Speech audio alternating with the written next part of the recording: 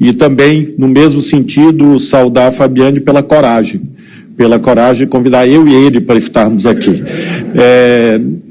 Tranquilizo a todos, ninguém corre perigo físico. Mas, ontem saiu uma matéria que eu recebi como mais uma prova do desrespeito à autonomia do Poder Judiciário. Ontem saiu a seguinte matéria: em face da decisão sobre emendas, Flávio Dino conseguiu ser mais odiado do que Alexandre de Moraes. Eu quero dizer que isso é um desrespeito, porque o mais antigo é ele, e a primazia é dele. Eu não abro mão disso. Eu posso ficar em segundo lugar, terceiro lugar, não faço questão desse campeonato. Anos tentando ser o pior, e você com uma decisão do Congresso de Independência. É a era de ouro do Botafogo, muda tudo. Todos aqui já vivenciaram, e todos conhecem pessoas que dizem, acho que eu estou sendo grampeado. Eu com certeza estou. Mas acho que eu estou sendo grampeado porque eu falei que queria comprar um carro vermelho, nunca mais parei de receber propaganda desse tipo de carro da cor vermelha. Óbvio, a partir da primeira consulta no Google que você faz de carro vermelho, os algoritmos depois vão mandar tudo para você sobre isso. Ministro Alexandre, porque carro vermelho já é suspeito mesmo. Então, eu obviamente, em virtude do meu comunismo, eu só consulto o carro vermelho, gravata vermelha. Está consignado que eu sou contra o Corinthians vender o Memphis para pagar essa dívida. Para tranquilizar o coração de você. Não há dívida. Mas, não há dívida. Não. Tá, então, mais uma razão para haverá um Pix da Gaviões da Fiel que vai salvar o Corinthians. Não, haverá um Pix, uma conta Pix na Caixa Econômica Federal, diretamente aberta para o pagamento da Pix, e todos os corintianos pagarão e vai sobrar dinheiro. E Memphis vai continuar no Corinthians. Memphis Depay. Que bom. Quero saudar muito especialmente o ministro Alexandre de Moraes, presidente do Tribunal Superior Eleitoral, ex-presidente do Tribunal Superior Eleitoral e presidente da turma que eu faço parte no Supremo. Como disse o deputado Fausto, nesse momento ele é acusado de um crime gravíssimo, qual seja, cumpriu o seu dever. O ministro do STF, Alexandre de Moraes, determinou a inclusão do presidente Jair Bolsonaro como investigado no inquérito das fake news por ataques ao sistema eleitoral. Bom dia, senhoras e senhores. Hoje é 29 de dezembro de 2024. São 9 horas da manhã. Faltam 48 horas para 2025. A indicação de Flávio Dino para o STF por Lula foi vitória de Alexandre de Moraes, que precisava de apoio na guerra que sobreviria contra a extrema-direita. E Dino não decepcionou. O anúncio casado de Flávio Dino e Paulo Gonet para o Supremo Tribunal Federal e a chefia da Procuradoria-Geral da República, PGR, confirmado oficialmente pelo Planalto no final do ano passado, foi uma vitória do Supremo e dos ministros Gilmar Mendes e Alexandre de Moraes, em particular, que apadrinharam os dois candidatos ao longo de uma disputa que se arrastou por 2 meses. Paralelamente, o inquérito das fake news está sendo lembrado agora no que diz respeito ao inquérito das emendas pilotado por Flávio Dino. O inquérito das fake news foi aberto em 14 de março de 2019 pelo presidente do STF, Dias Toffoli, logo depois que o ministro tomou conhecimento de ofensas do procurador da República, Diogo Castor de Matos, integrante da Lava Jato, ao Judiciário. O objetivo do inquérito, que passou a tramitar em sigilo no STF, é apurar ataques e notícias falsas envolvendo o tribunal e seus integrantes. E o relator designado, naquele momento, em 2019, foi o Alexandre de Moraes, que vem prorrogando o inquérito devido ao acúmulo de notícias falsas espalhadas pela extrema-direita. Hoje, a extrema-direita e setores neobolsonaristas da mídia, como a Folha de São Paulo, por exemplo, declararam guerra ao inquérito 4781 e aos ministros Alexandre de Moraes e Flávio Dino, que, unidos, estão impondo sucessivas derrotas ao golpismo verde e amarelo. Antes de prosseguir, eu quero pedir a você que acompanha o blog da Cidadania que se inscreva no canal, deixe seu like e compartilhe esse vídeo.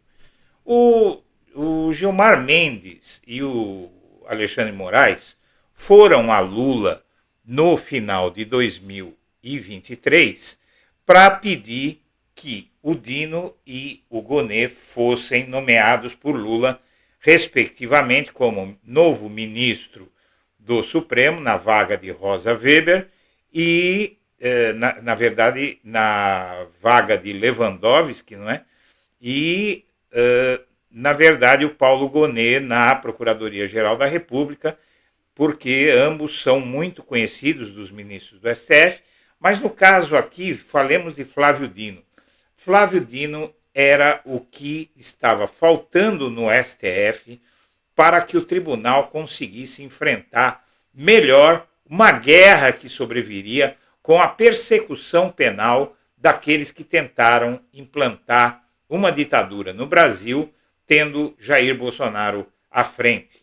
Dino era muito necessário nessa guerra, também por conta do Congresso Nacional, que é uma outra vertente do golpismo que se instalou no Brasil com a chegada da extrema-direita ao poder em 2018. Agora, Flávio Dino está mostrando que essa aliança entre ele e Alexandre de Moraes está enquadrando e colocando nos trilhos a extrema-direita, nos trilhos da cadeia, nos trilhos que levam a cadeia para os extremistas de direita que vêm ameaçando a nossa democracia. Muito bem, aqui é a portaria número 69 de 14 de março de 2019. O então presidente do Supremo, Dias Toffoli, no uso de suas atribuições, ele resolveu, nos termos do artigo 43 e seguintes do Regimento Interno, instaurar o inquérito 4781 para a apuração dos fatos de infrações correspondentes em toda a sua dimensão. E ele designou o Alexandre de Moraes para pilotar esse inquérito. Por que esse inquérito foi tão contestado? Vamos entender. O inquérito foi aberto em 14 de março de 2019 pelo presidente Supremo, Dias Toffoli, logo depois que ele tomou conhecimento de ofensas do procurador da República, Diogo Castor de Matos, integrante da Lava Jato, ao Judiciário. O objetivo do inquérito, que tramita até hoje em sigilo na Corte, é apurar ataques e notícias falsas envolvendo o tribunal e seus integrantes. A abertura do inquérito gerou polêmica, uma vez que foi iniciada sem a solicitação de outro órgão. Esse inquérito ele foi iniciado, como costumam dizer, de ofício, ou seja, o próprio STF abriu o inquérito sem a provocação da Procuradoria-Geral da República, do Ministério Público ou de qualquer civil que pode desencadear processos no Supremo. Uma comissão da Câmara dos Deputados, neste mês de dezembro, começou a debater, a Comissão de Constituição e Justiça, que está sendo controlada pelo bolsonarismo, começou a debater formas de acabar com o inquérito das fake news, porque está colocando a extrema-direita de joelhos. A Comissão de Constituição e Justiça da Câmara dos Deputados, presidida pela bolsonarista Caroline de Toni, discutiu no dia 5 desse mês as implicações e decisões do Supremo no inquérito das fake news, e o debate atendeu a um pedido da deputada bolsonarista Júlia Zanatta, de Santa Catarina. E a parlamentar argumentou que não é de hoje que o STF vem sofrendo severas críticas quanto aos limites de sua atuação no Brasil, quer enquadrar o STF, mas tem no caminho deles uma dupla de vingadores, por assim dizer. O inquérito das fake news também tem atraído ataques de setores da mídia que se aproximaram de Bolsonaro, ou pelo menos do bolsonarismo, nos últimos tempos. O Tarcísio de Freitas e o jornal Folha de São Paulo se aliaram ao longo deste ano e produziram até uma série de reportagens para atacar Alexandre de Moraes. E com isso, o inquérito das fake news foi questionado oficialmente e o Supremo declarou a constitucionalidade da portaria que instaurou o inquérito das fake news, porque há uma possibilidade de, sim, o Supremo abrir inquéritos de ofício, sem provocação. Por conta disso, o inquérito das fake news foi sendo prorrogado sucessivamente. Agora, neste mês de dezembro, o Alexandre de Moraes prorrogou de novo o inquérito das fake news ao prorrogar, mas sinalizou que com essa prorrogação de mais 6 meses, o inquérito está para chegar ao fim. O ministro do STF determinou a ampliação do prazo para que a Polícia Federal finalize os procedimentos. Enfim, após todos esses anos, após 5 anos, o inquérito das fake news vai chegar a termo, porque ele vai ser usado no processo, no julgamento de Jair Bolsonaro, agora em 2025. O STF, então, prorroga pela última vez o inquérito por 180 dias, 6 meses. Em 2021, o Bolsonaro foi incluído nesse inquérito por conta dos ataques ao regime democrático e por conta das manifestações que pediam, então, um golpe militar. A extrema-direita reagiu com fúria contra esse inquérito, dizendo que aqui um jornal bolsonarista, Gazeta do Povo, e diz que há 5 anos o inquérito das fake news persegue quem ousa se opor ao STF. São perseguidos, coitados, só tentaram instalar uma ditadura militar, não é? Bom, seja como for, o inquérito das fake news vai até o fim, mas o fim desse inquérito está próximo porque realmente já se produziu muita prova nesse inquérito que vão ser usadas e que nem são conhecidas. O grande terror da direita brasileira é o seguinte: o inquérito das fake news e também o inquérito das milícias digitais ocorrem em sigilo. E muita coisa que está nesses inquéritos vai vir à tona agora em 2025, que vai ser talvez o ano mais quente da política brasileira no milênio. Provavelmente nem impeachment de Dilma, nem prisão de Lula, nada disso vai se equiparar com o que vai acontecer neste ano. Vai ser um ano muito difícil politicamente, mas é preciso levar esse ano adiante para acabar com o neonazismo no Brasil. O Flávio Dino se solidarizou com Alexandre de Moraes várias vezes durante os ataques que ele sofreu, e principalmente nas reportagens do jornal Folha de São Paulo.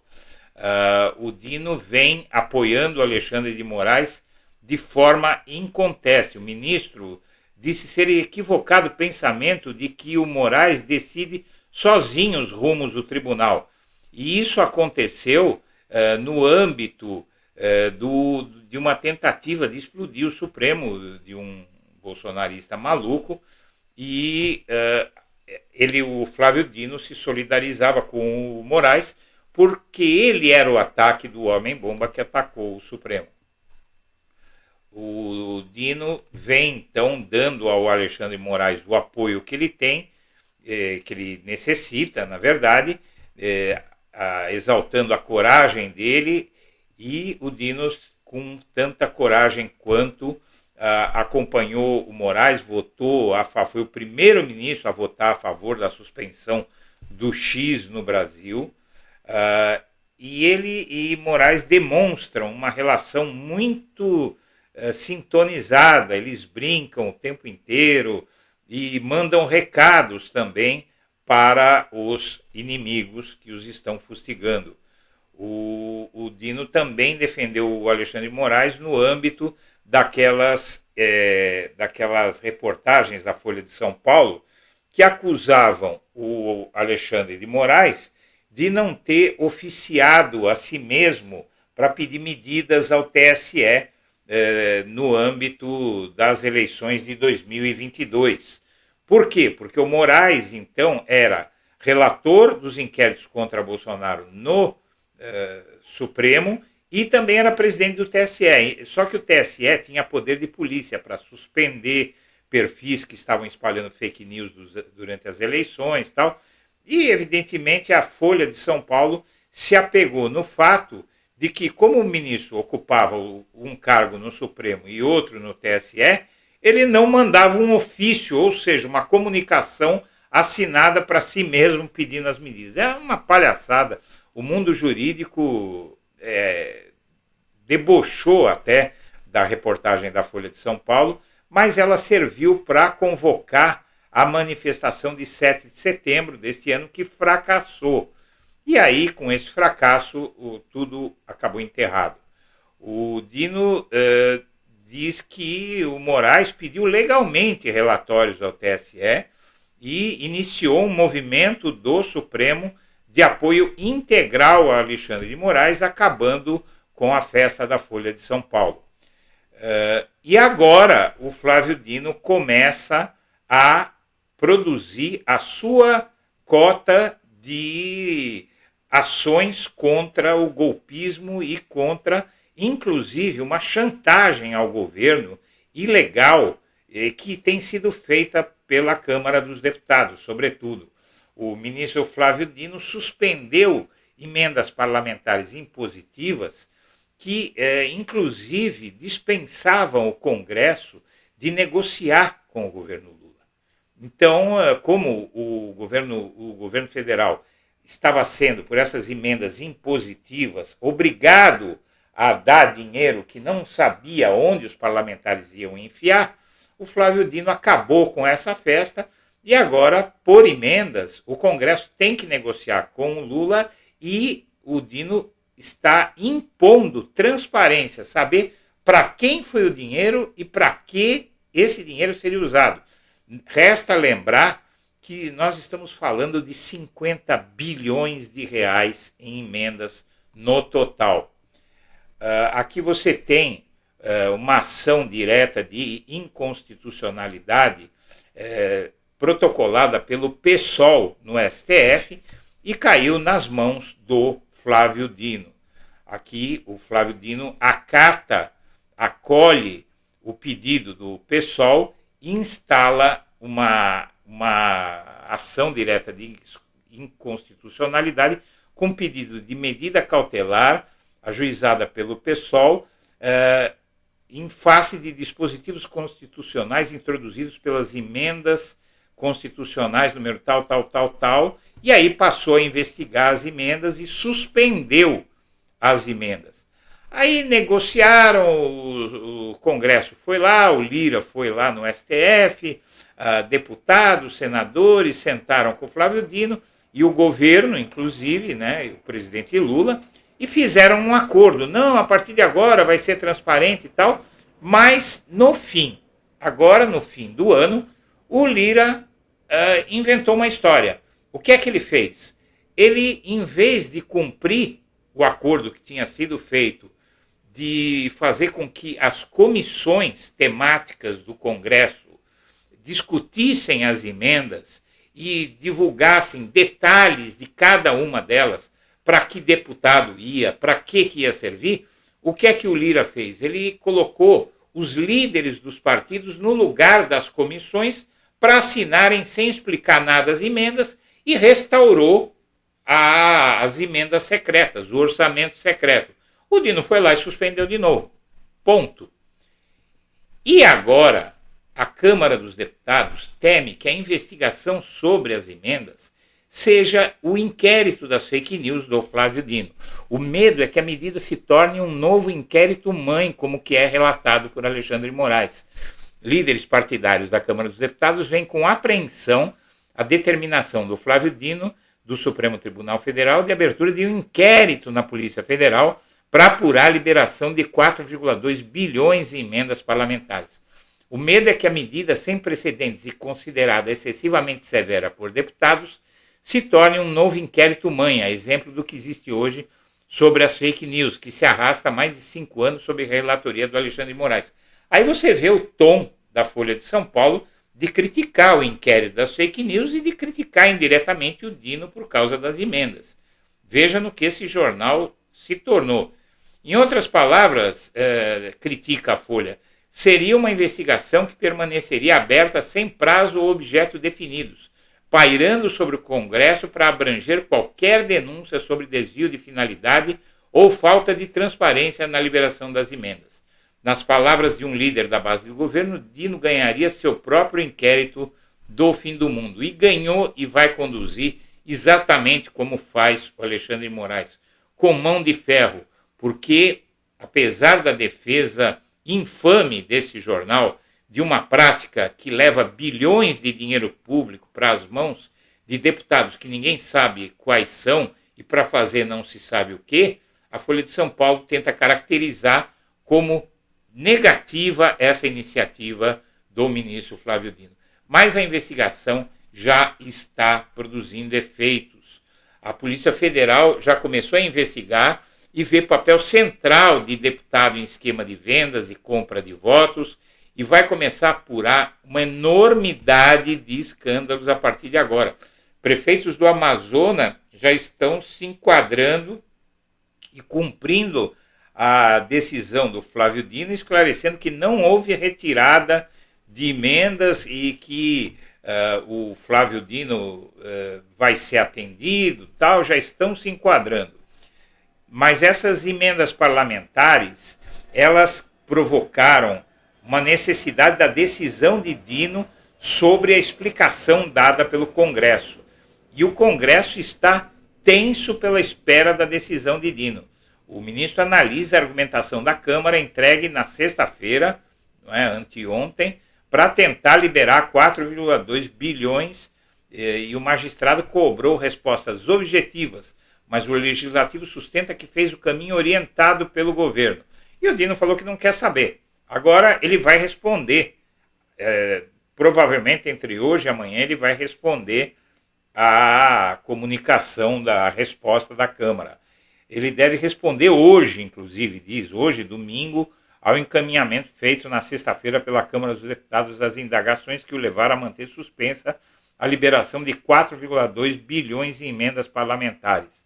E o Dino vai botar o pé na porta e vai exigir transparência, porque são bilhões de dinheiro público.